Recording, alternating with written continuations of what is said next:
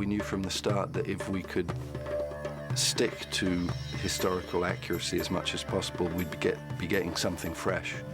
Because generally speaking, Roman movies and TV shows take a kind of pastiche approach to the period. They jumble up all kinds of things from different periods and overlay a modern morality on top. They said, we want the show to be as historically authentic as we can possibly make it. And the distinction there for me is that while the characters are dramatized characters, the world in which they're moving, the context in which they exist, was something that we could flesh out with historical detail. And that process was something that HBO backed to the hilt.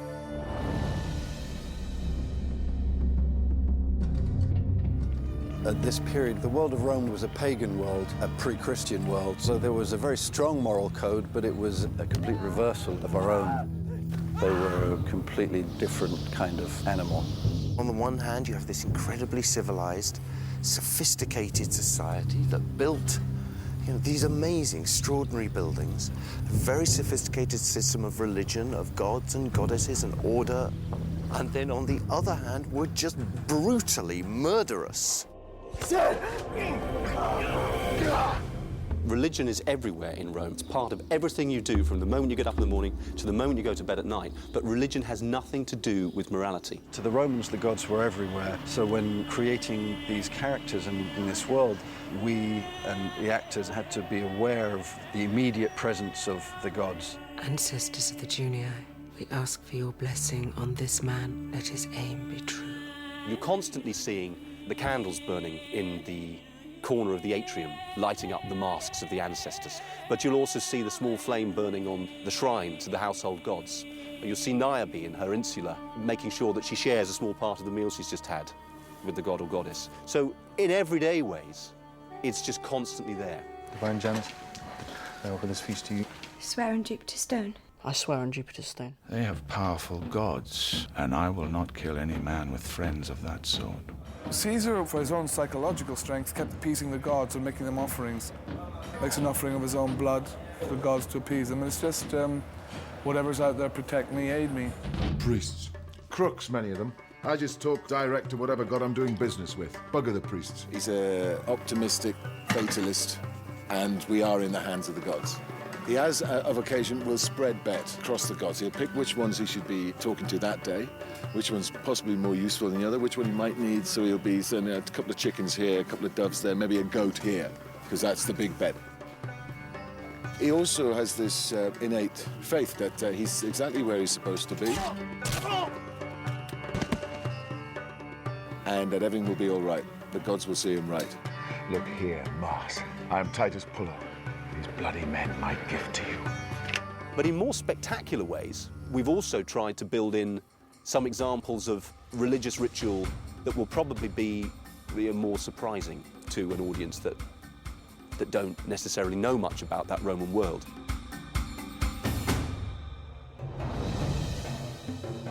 I do things that nowadays would be construed as evil. But there were different times, and the alternative for not getting on and not advancing would be to die. So I'm going to use whatever I can to keep the survival of my children. When Attia goes to pray for the safety and the deliverance of her son, who's missing in Gaul, and she goes to take part in a pretty extraordinary rite called the cult of Cybele, the Great Mother. It was a cult brought from the Eastern Mediterranean. And it involves sacrifice, large amounts of blood, a dead bull, several castrated priests, a lot of flagellation. It was completely horrific because I hadn't quite bargained on the amount of blood. And it was my Carrie moment, actually. I quite enjoyed it. Great Mother says no harm shall come to your boy. Good. So there's a nice combination. You've got something that's vivid and extraordinary, but at the same time, real. You come away from it not thinking, oh, well, they just made it up. It might as well have happened, on Mars. No, it didn't. It happened in Rome. It really happened. The best drama is not about playing, didn't they wash differently, or didn't they eat funny food? It's about human relationships, and human relationships never change. I had to see my son. Well, you've seen him, now go. Niobe, racked by guilt for what she's done. She goes and prays wordlessly to the Bona Dea, to the good goddess. She's represented by this enormously large woman who sits naked and body painted, receiving offerings on the behalf of the good goddess. She's also associated with those sorts of desires for where am I going to, what sense does my life make, can I be forgiven for things? Religion was hugely important. It wasn't a monotheistic culture, highly superstitious people. It was a beautiful depiction of the way in which popular religion may have worked in the busy streets of Rome at that time. Much more exotic and strange and unexpected and slightly bizarre than the Rome that we've been given all these years. Rome is also quite familiar. The basic human emotions, the ways they relate, the things that they care about, I think those are pretty constant. Caesar has abandoned her. We shall not see each other again. Just because of some foolish conceit. Servilia, we are done. And she curses Caesar.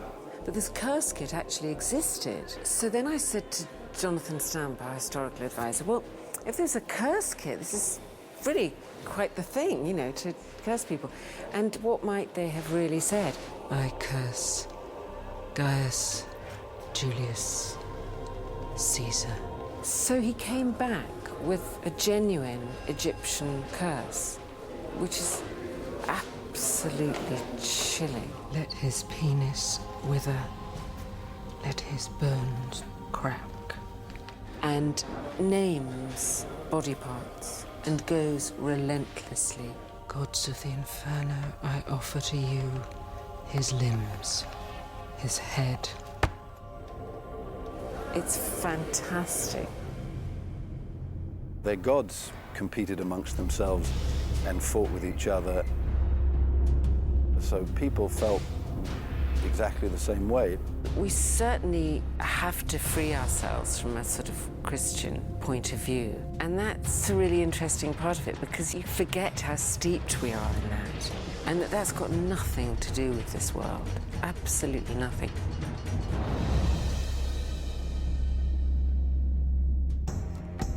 Rome was a very brutal world. It was a very rich, successful society built entirely on warfare. They weren't successful merchants or successful philosophers particularly, or engineers. So a society based on that as the ideal is going to be more violent than most. So Romans, they're both brutal but free as well, and that's attractive to us, I guess. They didn't believe that pity, mercy, love were virtues. And the one thing the Romans weren't was weak. So they exist in a world where force asserts itself and might is ultimately right.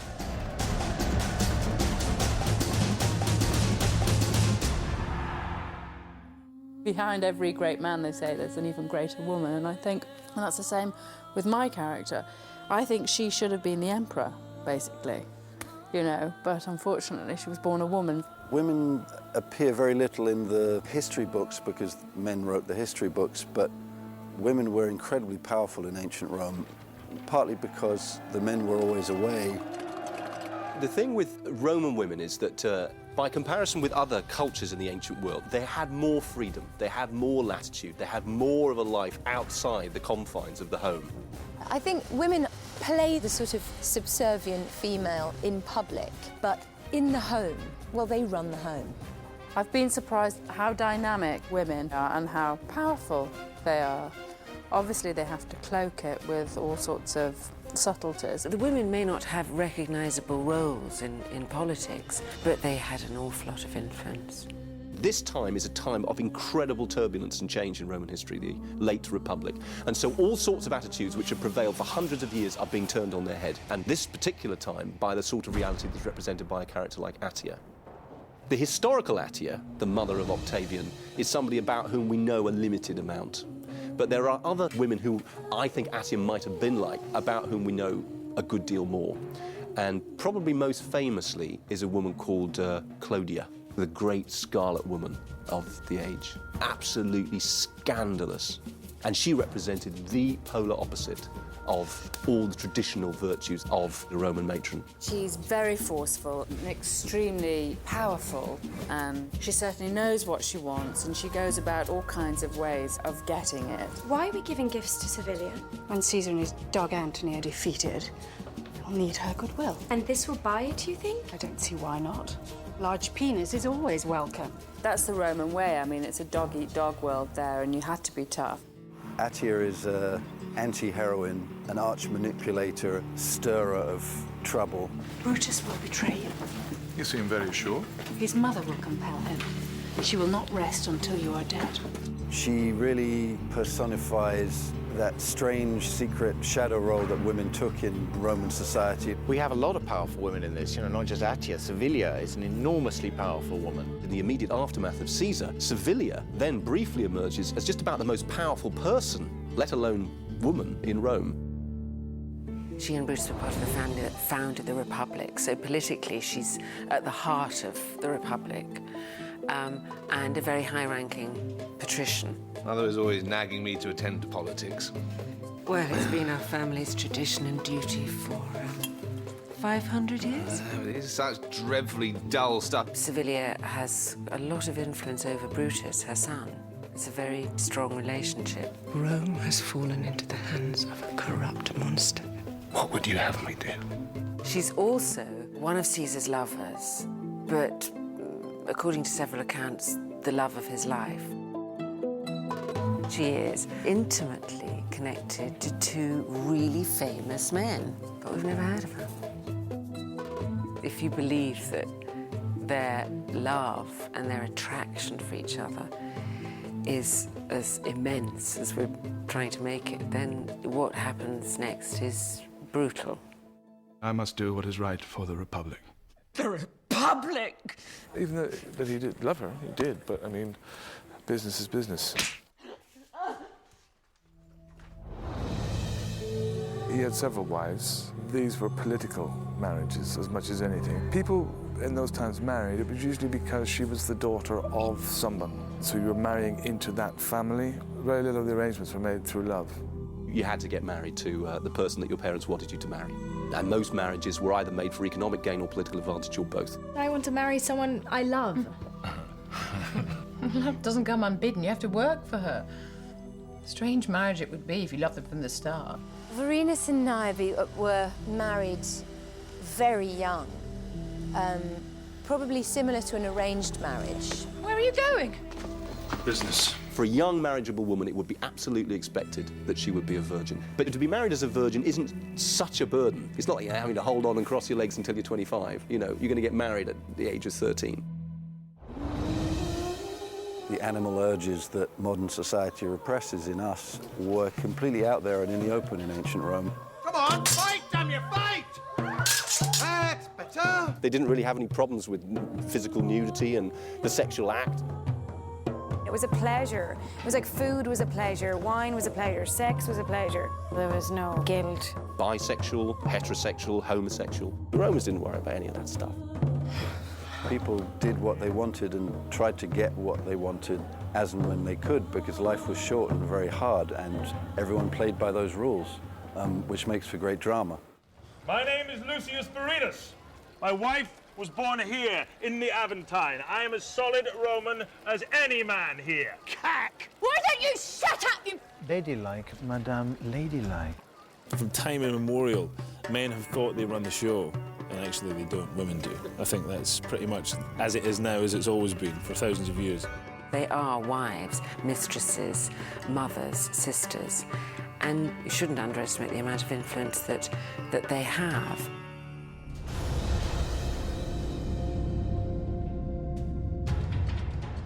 People want the same things throughout human history.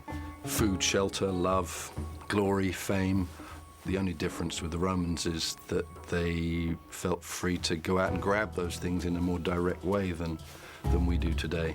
Maybe the single hardest thing we find to get around with cruelty would be what happens in an arena when captured people are deliberately put on for the purposes of entertainment and are brutally murdered, tortured, sexually brutalized. Unimaginable things going on as part of an entertainment. How brutal must they have been to do that? But you understand that to them, the people in the arena weren't people. They were slaves. They were prisoners of war. They weren't Romans. So it was not cruel, what you did to them. One of the interesting things to try and get right is the relationship between free people and slaves. To a degree, they have free will, but it creates a whole different set of dramatic situations. You've got to bear in mind what being a slave in ancient Rome really meant. It's impossible for an American, and I guess for any modern person, to sort of think of slavery apart from race issues. Chain gangs in the American South, everybody's chained together, their life expectancy is very short, but it wasn't necessarily like that for all slaves in Rome. You got an incredibly wide range of experience in being a slave. How could you treat someone like that? If they can't hack being a slave, they can kill themselves. And it's an honorable thing to do if you don't like being a slave. So you don't accuse me of having slaves. This person has allowed themselves to be a slave. There were appalling conditions for slaves. The huge state-run farms, the mines. You went there, you'd give you 3 months, you might survive that long. But that's a tiny fraction of slaves. Many slaves are living in complete conditions of trust alongside their masters and mistresses, and very often they're freed. This was a very cosmopolitan city. Rome had already conquered much of the known world, and so there were people of many ethnicities who came in, both slaves and freed people who came in and intermingled with Roman societies. No one knows how many slaves there were in comparison with what you'd have to call free people in Rome, but it's a very, very high number. Some people have suggested it's as much as 70%. Think of how Rome was built. Thousands and thousands of people literally died in the building of Rome. And the people they brought with them, I mean, you're talking hundreds of thousands of slaves, so that to the point where they had one person just for the drapes, one person just to polish the statues. And if they did it wrong, you just took him out and replaced them. Slaves, they were maybe the most important aspect of the city. Without them, the city couldn't exist. Without the underclass, there is no upper class. They couldn't live in their houses, they couldn't eat, they couldn't dress, they couldn't do anything. Attia and Servilia are both constantly attended by the body slave, who is a personal slave. And it would be responsible probably for overseeing things like hair and makeup and their general demeanour and comportment, but is also there just as a constant companion. Marula is my body slave, which was a woman that was with them at all times, from when they went to the bathroom to if they made love, to it at all times, even in your most intimate moments. They do your makeup and your hair, but then they like stay with you all the time, all the time. That's a little too close for comfort for me. What have you done? Tell me. Promise you won't tell Mother. She's a sort of a black soul of her, you know, is always present. She knows everything in the house, she knows everything of the private life of these people. She's probably known me since I was a baby, and is like my mother. I care for her and she looks out for me. And should anything happen to her, I might surprise myself and feel one little tear roll down. There are, small and meaningful exchanges, and, you're to imagine that this body slave has been around for quite a long time and is in a position of trust. What about bloody Lucius Vorenus? Lucius Vorenus is a son of a whore. Who is Lucius Vorenus? I'm a body slave to Cybele. I'm very close to her. I'm instrumental in leading up to Caesar's death. Senator Vorenus, I come about your grandson, Lucius. I'm loyal. It's a fierce loyalty. These people were just there to service your life, and they were very lucky, because they're in a position which would be respected, and they're living in a beautiful house and being fed and clothed. Basically, buying slaves was a business that took place in a gigantic market at auction. Well, slaves were basically like buying a car. 55, 60, 60, sold! If you had one slave, that was okay, but if you were a three-slave house, then it showed your prosperity. You can get second-hand slaves, unfortunately. There's also a rental slave market, so you can rent slaves for the day or for the week. What are these now? Leased. And at very good rates, too, and don't they look impressive? And there's also a top end of the market. Being a cook or being possessed of a lovely singing voice, or perhaps also just being possessed of great physical beauty. That's another of the things that people paid through the nose for pretty young boys and pretty young girls. And, I don't need to explain to you why they may have wanted to buy them. Something exotic, or else something young, They were just objects. I mean, like a table or a chair, just your property to do whatever you wanted with. That idiot has ruined us all. Some slaves had a certain amount of status. If you were a very well-educated Greek, you'd be incredibly expensive, for one thing, and you'd be a very valued asset to whoever owned you and probably treated fairly well. They were used as administrators and treasurers and trusted advisors to many of the leaders. I had thought you understood the system. Caesar has a special relationship with his slave Posca. Anything he does is sacred. In a way, he's a demigod. Caesar trusts him implicitly. Roman people are not crying out for clean elections. They're crying out for stability and peace. You can help save the Republic. In the end, Caesar actually says, if I don't come out of this battle, I just want you to know you will be a free man. Goodbye, Dominus. Goodbye, Posca. And it gives us a sense also of the way in which I think Romans might have regarded slaves, which is curiously complex. It's both that they weren't really there, they didn't really count. But on the other hand, they were also really human, and they were people whom you could feel real emotions towards, and you could really even come to love. I want to free Irene. Slow down. Why are you freeing Irene? Can't marry her otherwise. I love Irene. The great prize held out to all slaves in Rome was the possibility of being freed. I'm setting you free. You're free. It says so here. So it wasn't a dead-end trip. If you were a bright slave, if you were a clever slave, a slave with accomplishments, you could make it to the top. There was a Roman dream, just like an American dream. You could make it. One of the things that always happens to you when you start to look at the Roman past is you get two sensations at the same time, which are apparently contradictory, and they are, golly, they're so like us, and my gracious me, they're so different. And those two things absolutely coexist. They're different from us because they value different things from us. And they value different things from us, these Romans, because they precede the single most important thing that formed our world, which is the Judeo-Christian ethic. They come before it and they exist outside it.